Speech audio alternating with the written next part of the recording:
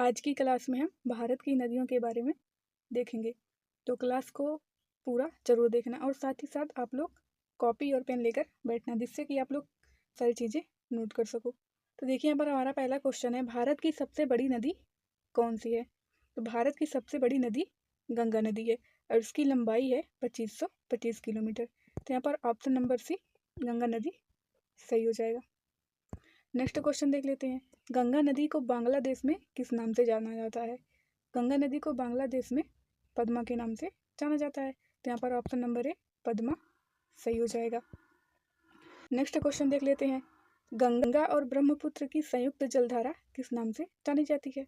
तो गंगा और ब्रह्मपुत्र की संयुक्त जलधारा मेघना के नाम से जानी जाती है। मेघना नदी बांग्लादेश की मुख्य नदी है। तो यहाँ पर ऑप्शन नंबर सी मेघना नदी सही हो जाएगा। नेक्स्ट क्वेश्चन देख लेते हैं, निम्न में से कौन सी नदी सीधे गंगा में आकर मिलती है? जो नदी सीधे गंगा में आकर मिलती है वो है सोन नदी।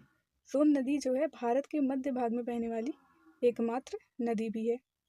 ये बिहार के पटना जिले से होकर गंगा में आकर मिल जाती है।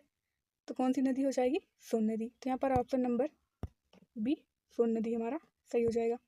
नेक्स्ट क्वेश्चन देख लेते हैं, सुंदरवन का डेल्टा कौन सी नदी बनाती है? सुंदरवन का डेल्टा गंगा और ब्रह्मपुत्र ये दोनों नदियाँ बनाती हैं। तो यहाँ पर ऑप्शन नंबर सी गंगा और ब्रह्मपुत्र क्या हो जाएगा? सही हो जाएगा।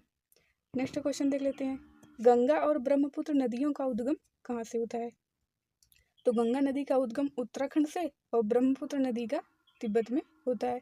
तो देखिए यहाँ पर ऑप्शन नंबर डी में उत्तराखंड और तिब्बत दिया है। तो यहाँ पर ऑप्शन नंबर डी उत्तराखंड और तिब्बत सही हो जाएगा।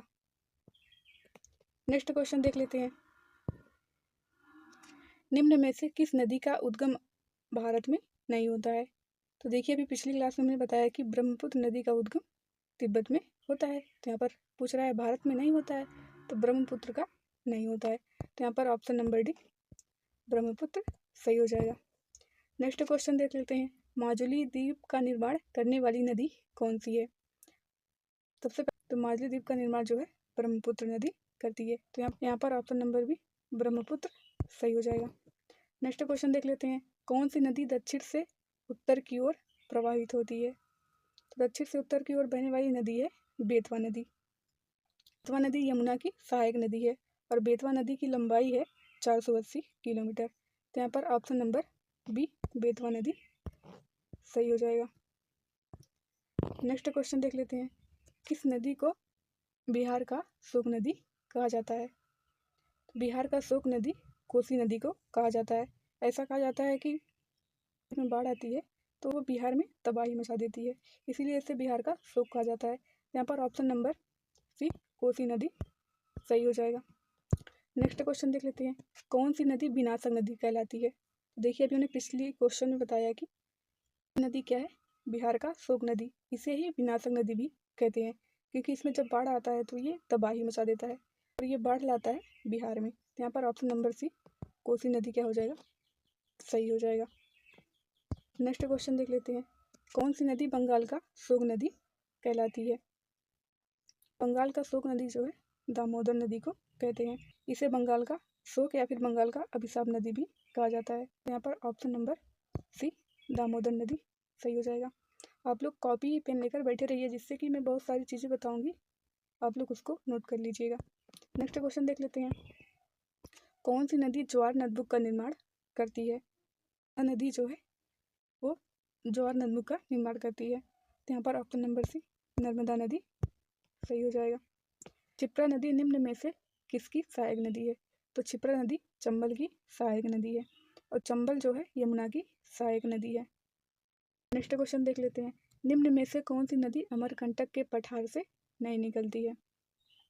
तो गोदावरी नदी जो है अमरकंटक के पठार से नहीं निकलती है। गोदावरी नदी का उद्गम जो है पश्चिमी घाट के त्रियंबक पहाड़ी से होता है। तो यहाँ पर पूछ रहा है कि अमरकंटक के पठार से नहीं निकलती है, ए गोदावरी सही हो जाएगा, क्योंकि गोदावरी जो है पश्चिमी घाट में त्रियंबक पहाड़ी से निकलती है। तो यहाँ पर ऑप्शन नंबर ए गोदावरी सही हो जाएगा।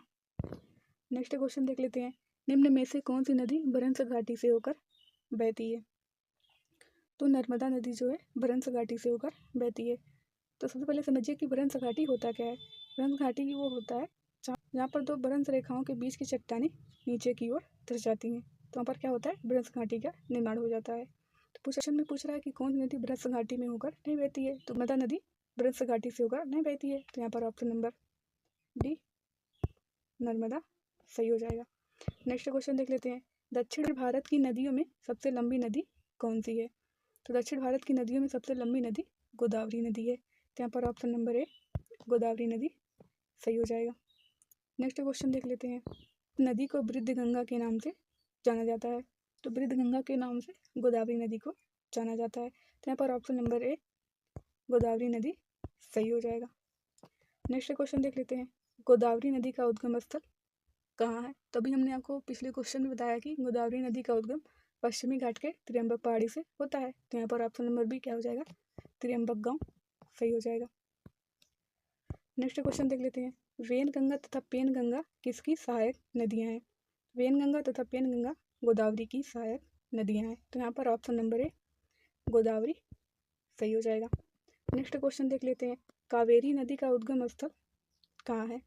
तो कावेरी नदी का उद्गम स्थल ब्रह्मगिरी से है। कावेरी नदी जो है कर्नाटक और उत्तरी तमिलनाडु में बहने वाली सदनीरा नदी है। कावेरी नदी की लंबाई 800 किलोमीटर है, तो यहाँ पर ऑप्शन नंबर सी ब्रह्मगिरी सही हो जाएगा। नेक्स्ट क्वेश्चन देख लेते हैं, कावेरी नदी गिरती है। कावेरी नदी जो है बंगाल की खाड़ी में गिरती है, तो यहाँ पर ऑप्शन नंबर ए बंगाल की खाड़ी सही हो जाएगा। नेक्स्ट क्वेश्चन देख लेते हैं, किस नदी को उसकी पवित्रता के कारण दक्षिण भारत की गंगा कहा जाता है।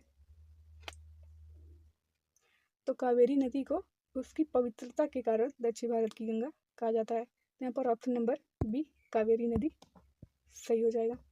अब अगर आपको क्लास अच्छी लग रही होगी तो क्लास को लाइक ज़रूर करना और शेयर भी कर देना। नेक्स्ट क्वेश्चन देख लेते हैं, कृष्णा नदी का उद्गम स्थल किसके समीप है। तो कृष्णा नदी का उद्गम स्थल महाबलेश्वर के समीप है। कृष्णा नदी की लंबाई जो है 1400 किलोमीटर है। कृष्णा नदी पश्चिमी घाट के पर्वत महाबलेश्वर से निकलती है, तो यहाँ पर ऑप्शन नंबर ए महाबलेश्वर सही हो जाएगा। नेक्स्ट क्वेश्चन देख लेते हैं, पंचगंगा तथा दूधगंगा किसकी सहायक नदियाँ हैं। तो पंचगंगा तथा दूधगंगा जो है कृष्णा नदी की सहायक नदियाँ हैं, तो यहाँ पर ऑप्शन नंबर सी कृष्णा नदी सही हो जाएगा। नेक्स्ट क्वेश्चन देख लेते हैं, दामोदर नदी निकलती है। दामोदर नदी छोटा नागपुर पठार से निकलती है, तो यहाँ पर ऑप्शन नंबर बी छोटा नागपुर सही हो जाएगा। नेक्स्ट क्वेश्चन देख लेते हैं, मानस किस नदी की उपनदी है। तो मानस नदी जो है ब्रह्मपुत्र की उपनदी है, तो यहाँ पर ऑप्शन नंबर डी ब्रह्मपुत्र सही हो जाएगा। नेक्स्ट क्वेश्चन देख लेते हैं, निम्न नदियों में से सबसे अधिक पथ परिवर्तन किया है। तो सबसे अधिक पथ परिवर्तन जो है कोसी नदी करती है। ये नेपाल के हिमालय पर्वत से निकलती है और बिहार में भीमनगर के रास्ते से भारत में प्रवेश करती है, और इससे आने वाला बाढ़ जो है बिहार में बहुत तबाही कर देता है, इसलिए कोसी नदी को बिहार की शोक नदी भी कहते हैं। तो देखिए यहाँ पर हो जाएगा कोसी नदी, ऑप्शन नंबर सी कोसी नदी सही हो जाएगा। नेक्स्ट क्वेश्चन देख लेते हैं, जो कि हमारा आज का लास्ट क्वेश्चन है। तो देखिए, निम्न में से कौन भारत की सबसे बड़ी प्रायद्वीपीय नदी है। तो देखिए क्वेश्चन इंपॉर्टेंट है, बहुत बार एग्जाम में पूछा भी जा चुका है। तो यहाँ पर भारत की सबसे बड़ी प्रायद्वीपीय नदी जो है गोदावरी नदी है, तो यहाँ पर ऑप्शन नंबर ए गोदावरी नदी सही हो जाएगा। अगर आपको क्लास अच्छी लगी होगी तो क्लास को लाइक कमेंट और शेयर जरूर करना, और कमेंट करके ये बताना कि ये क्लास आपको हेल्पफुल रही या फिर नहीं।